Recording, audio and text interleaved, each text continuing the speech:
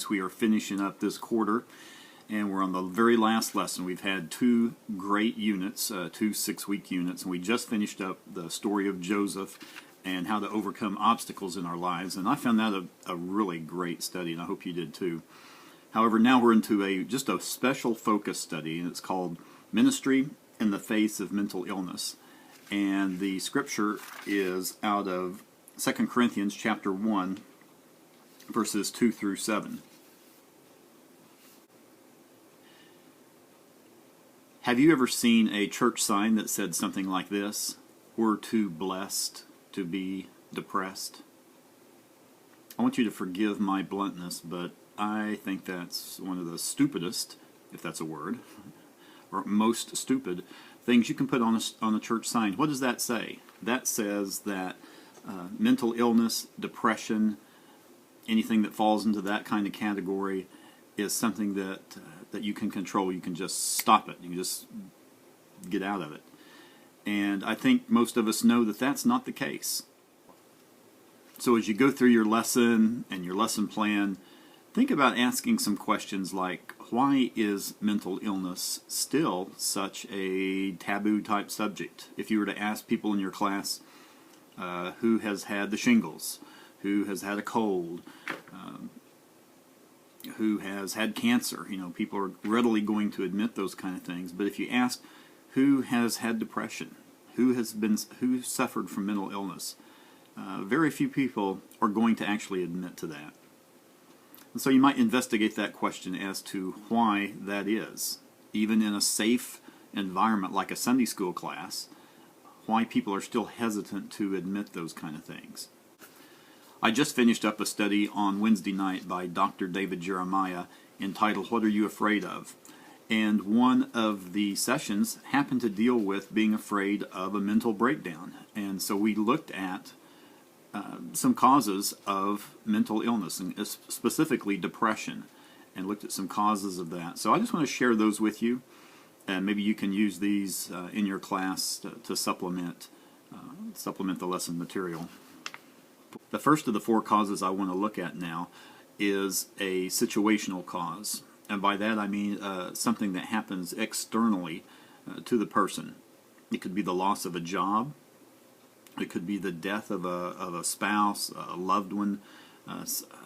It could be a divorce. Those kind of things that happen not internally, not a chemical thing, but happen outside. It's a situation that they are in. I think a lot of people find themselves in that and sink down more than having the blues, more than being sad about something, but it's actually sinking down into a depressed state. So that's one item, one type of cause that we can look at. The second cause I want to look at is the systemic cause. That's the internal, that's the chemical type imbalance that's going on. I know most of us probably know somebody who suffers from that chemical imbalance, for some reason in their brain chemistry there's something that's a little bit out of kilter.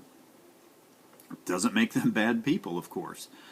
Just like when a person has another medical issue because something is out of balance. They're diabetic, because the sugar level is out of whack. That doesn't make them a bad person. It's just something is wrong with their body.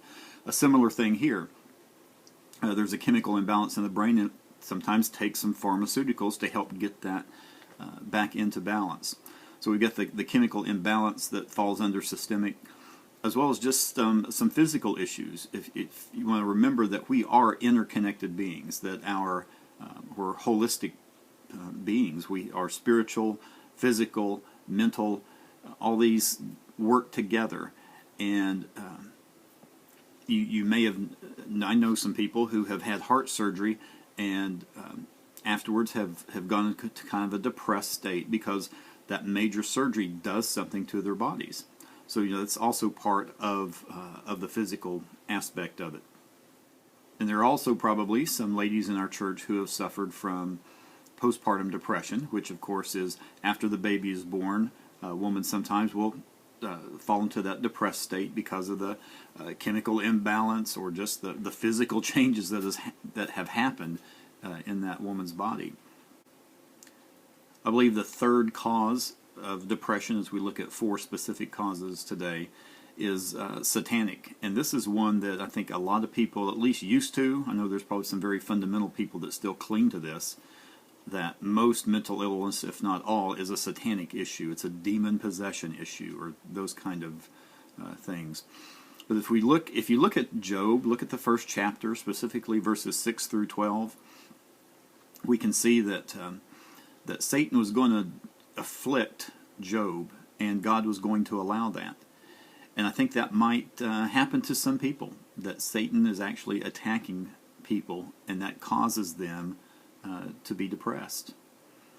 And then the last one that I'd like to look at is just a spiritual cause, that God sometimes is just allowing it. He's just teaching you something. The quote that was in the study we were doing was that God sometimes puts his children to bed in the dark.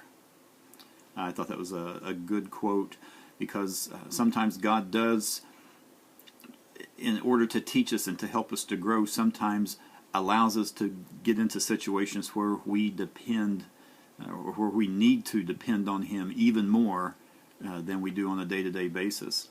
And so that may be a cause as well, just a spiritual issue. So as you conclude this quarter study on this special focus unit on mental illness, please try to guide the conversation, because there's probably going to be somebody in the class that's going to try to make a joke just to lighten the situation, to lighten the mood. And you know, that's really not appropriate, because you don't know who's sitting in the class that is suffering from depression, who's on some kind of meds to regulate their brain chemistry. And those kind of comments can be pretty offensive to people. So I just wanted to leave you with that. Just a few things to think about outside of the lesson, and that is your new literature has already been in your class, so you should be able to go ahead and pick that up and distribute it.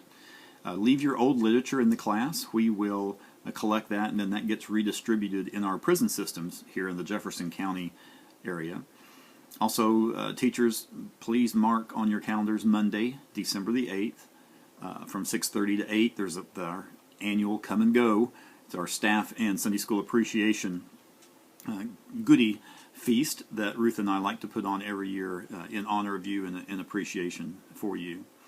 So that's all I have for this week. I appreciate you guys, and I hope to see you Sunday.